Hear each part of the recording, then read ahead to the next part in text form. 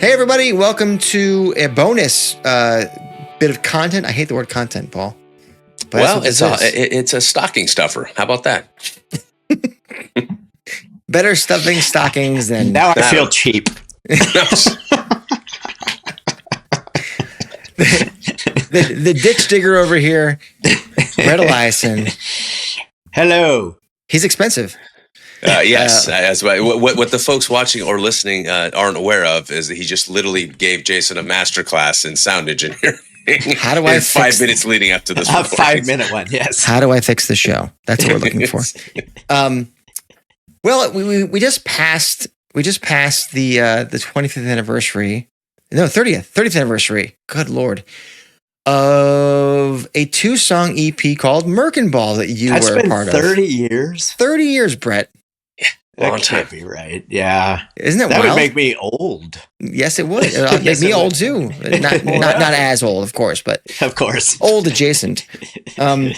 We started. I said in the main show that came out. There it is.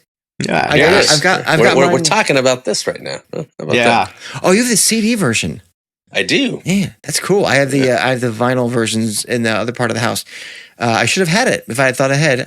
I have the CD, but not the vinyl. Really? Yeah, Brett, your name is in here somewhere. I just can't read it. right. Especially in that kind of chicken scratch they use for the credits and stuff. Yeah. This was such an interesting, and we started the year off talking Monkey Wrench Radio, and it was, that was just weeks out from doing the Mirror Ball record that you were part of, and such a strange time for the band, getting settled with Jack Irons, and Jeff wasn't feeling well, and Neil was just like, let's just fucking do this. And you're like, okay.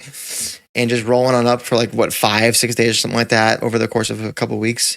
It was then couple of different sessions. Yeah. Yeah.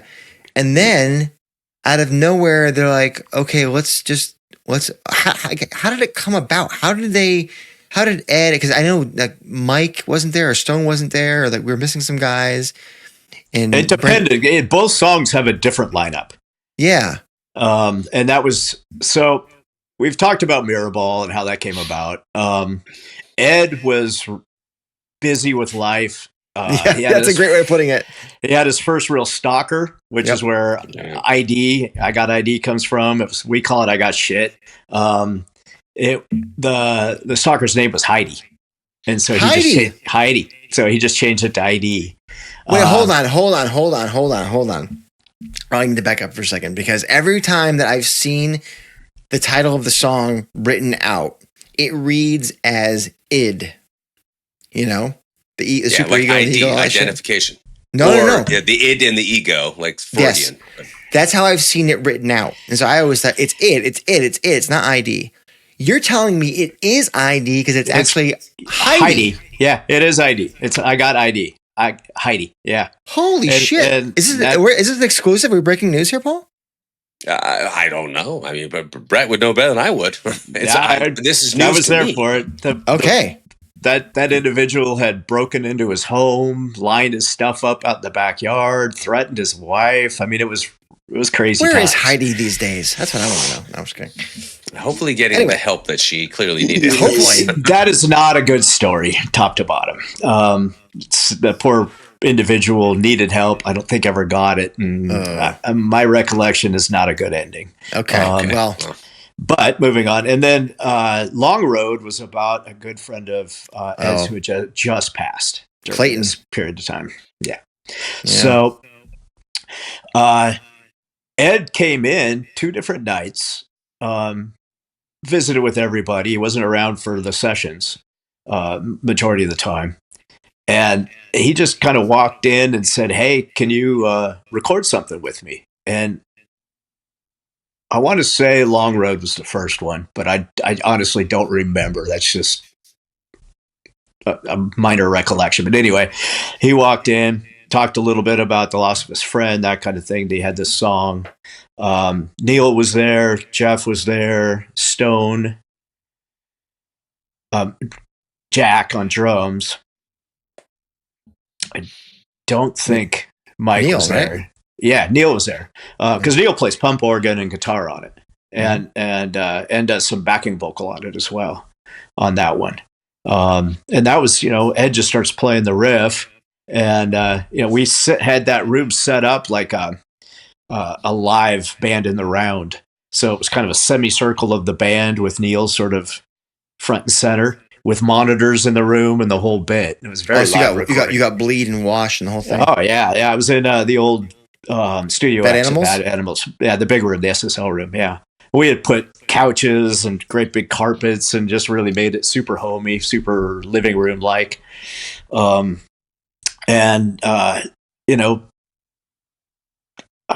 The reason that not everybody was there is because we were done. They'd already gone home, and Ed had come in, and we were probably sitting around visiting, and let's do this. And so Long Road became that, and then I got AD. It was a similar vibe.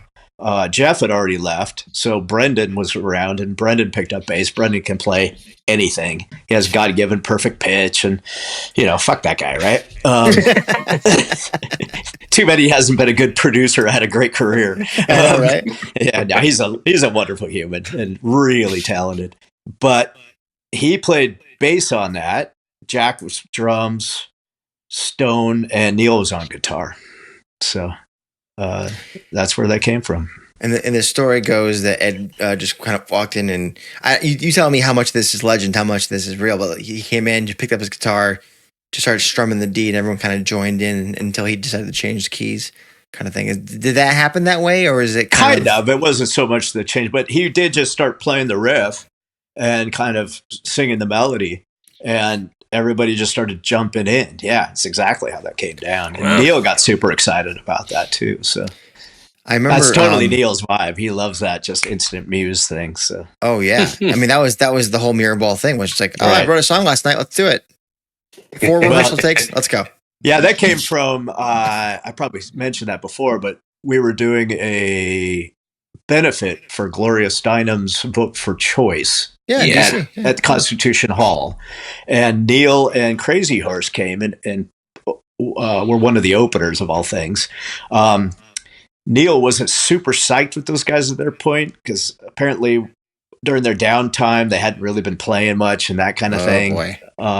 So he asked the band Pearl Jam if they wanted to learn a couple of songs for the encore and if they could do that. And so 2 of the songs that ended up on Merkinball were the encore that night, and he was so blown away by how fast they picked that up and the energy of the whole thing that he had his manager reach out to Pearl Jam's manager and put this thing together. He wanted Pearl Jam's crew lineup, the whole bit for this.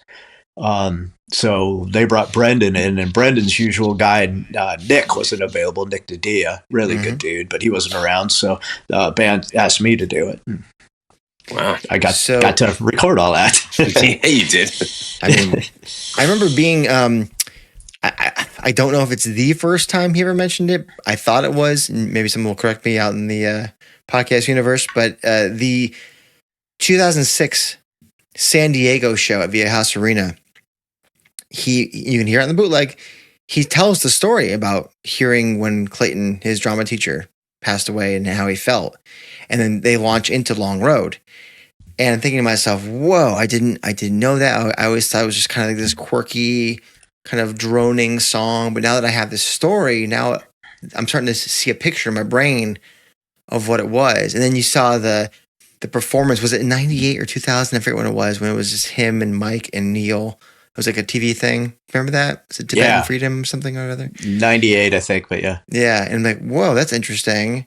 And then to hear that story full circle in 2006 was like, oh, wow, okay. Yeah.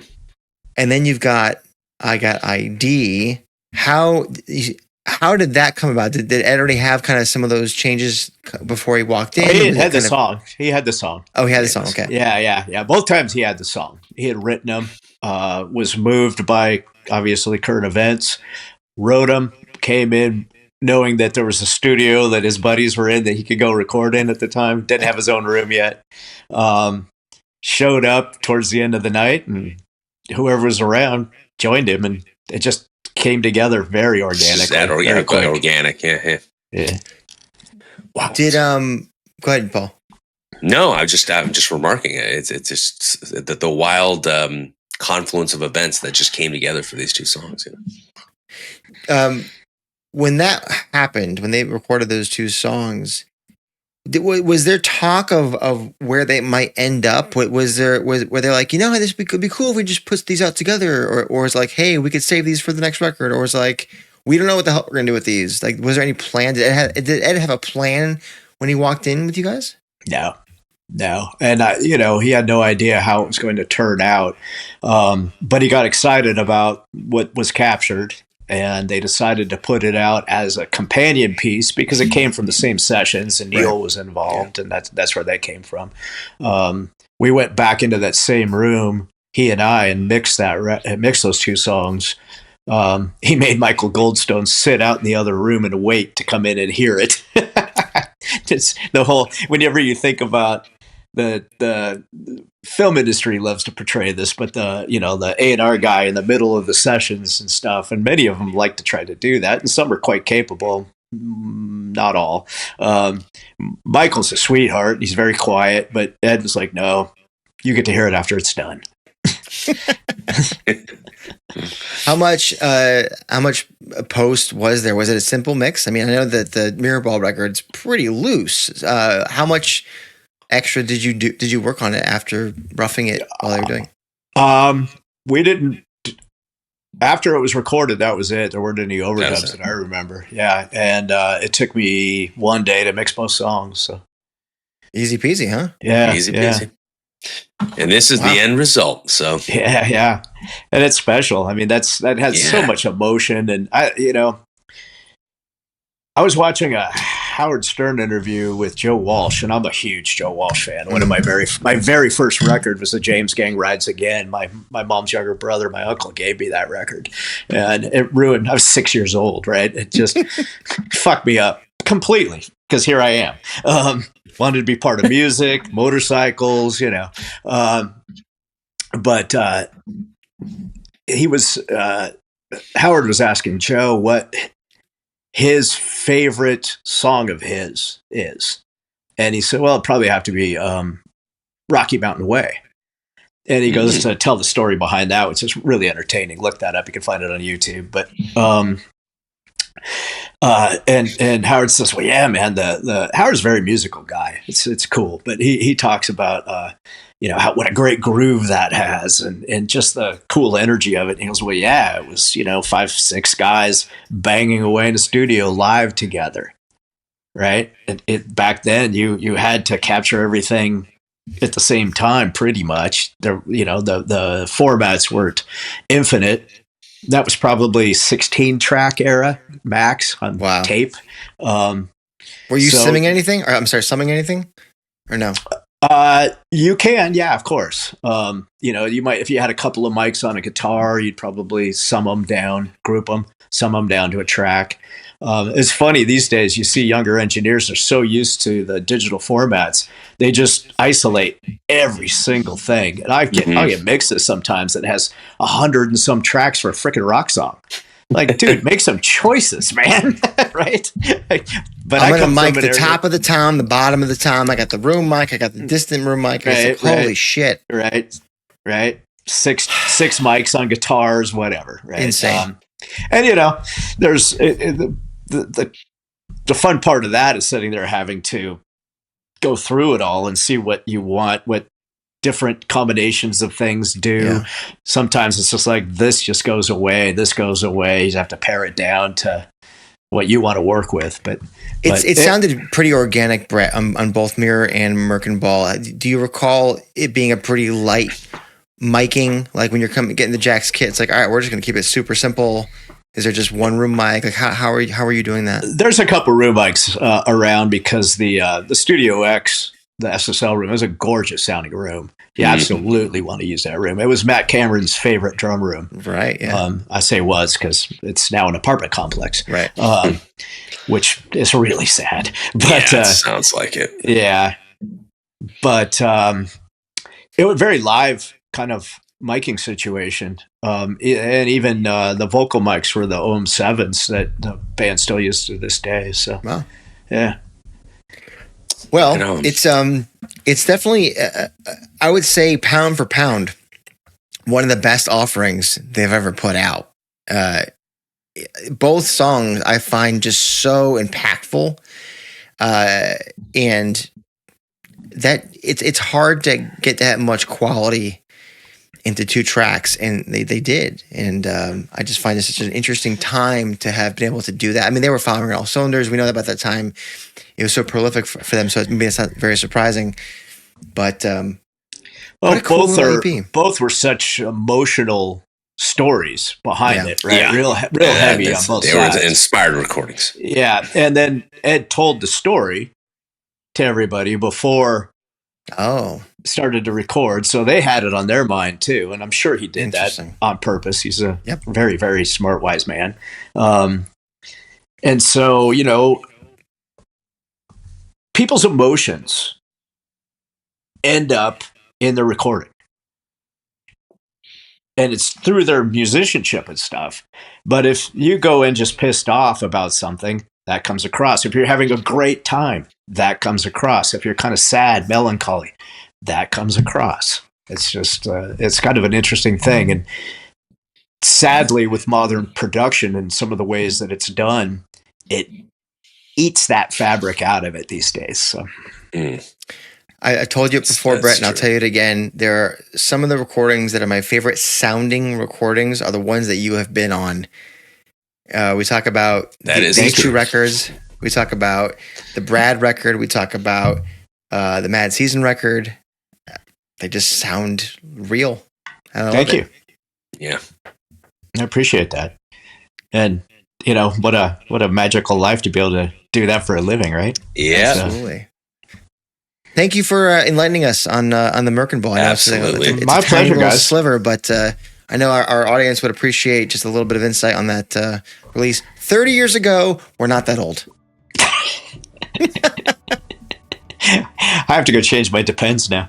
Bye, everybody. Thank you.